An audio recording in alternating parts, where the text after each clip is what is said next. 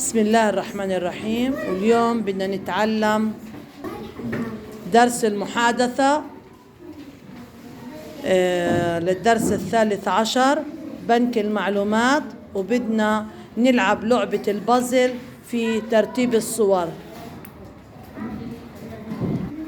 والآن هنا عنا 4 مجموعات، كل مجموعة مكون من طالبين أو طالبتين، وهنا عندهم 4 صور للدرس، لكن الصور مالها كلها غير مرتبة، بدهم يبحثوا عن الصورة ويركبوها.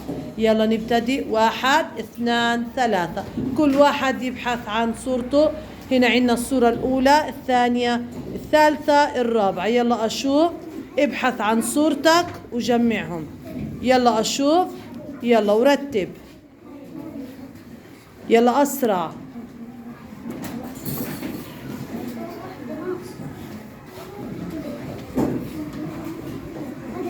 يلا مين أول مجموعة خلصت؟ ممتازين، هنا رائع.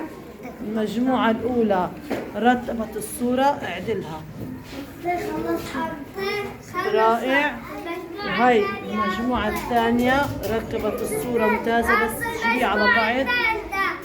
والمجموعة الثالثة هنا ممتاز، رتبت الصورة. والمجموعة الرابعة رتبت الصورة. تحية كبيرة كبيرة إلهم.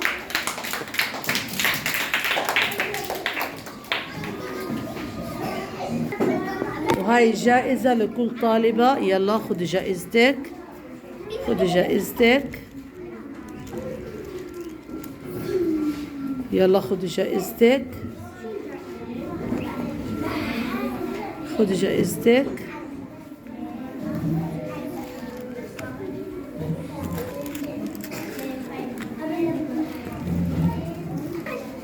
جائزتك، جائزتك. وتحية كبيرة كبيرة إلهم. وين تحيتهم الكبيرة؟